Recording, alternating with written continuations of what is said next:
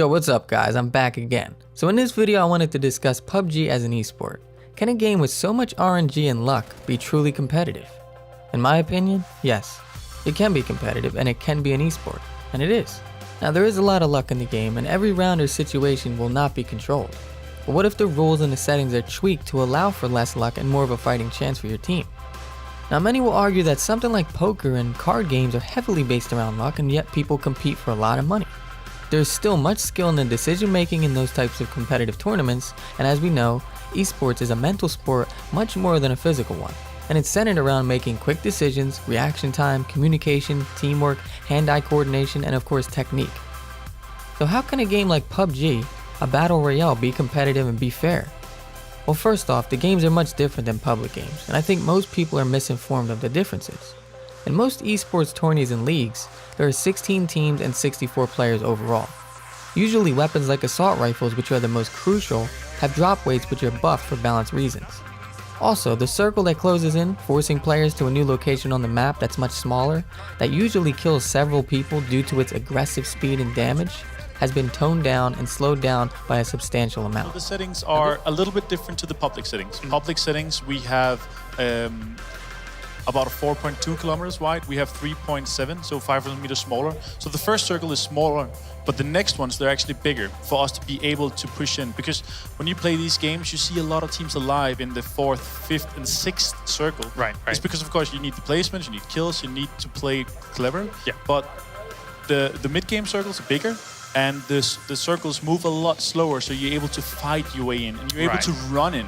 When you play a public game, you're maybe used to, okay, this circle, they popped away from me, and I have to run. I have to run now because I can't move the circle, because the circles are so fast.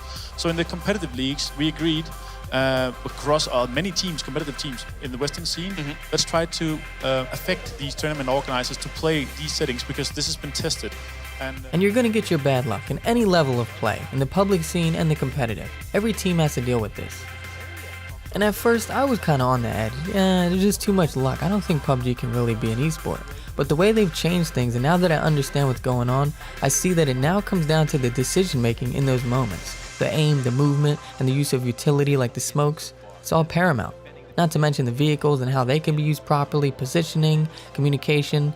Yeah, the odds are against you, but you still have a fighting chance. They also don't need to worry about a randomized red zone that drops bombs and eliminates players with no chance of escaping.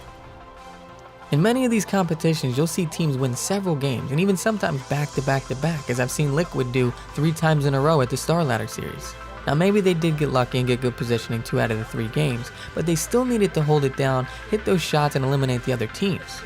I've also seen some teams still end up coming out on top against all odds by just playing passive and smart, and just outplaying and outmaneuvering their opponents.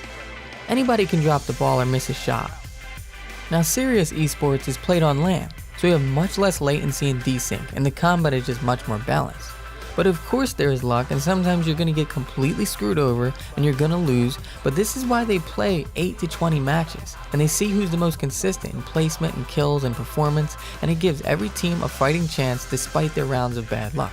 Now some will argue that PUBG's success was forced into an esport, and in many ways yes. I mean, who won it? Absolutely. But that doesn't mean that it can't be won either. It's very entertaining to watch if there's a good production team capturing the action, and it's quite reminiscent of a movie like Hunger Games. I'm thoroughly entertained when I watch it.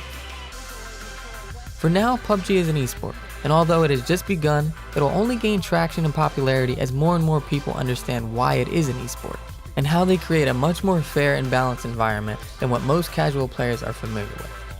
So that's my take on PUBG as an esport, as I see it's a huge debate amongst the community.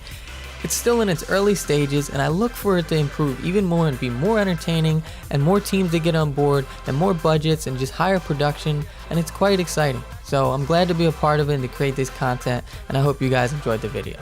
Thank you guys, and stay tuned for more. Peace.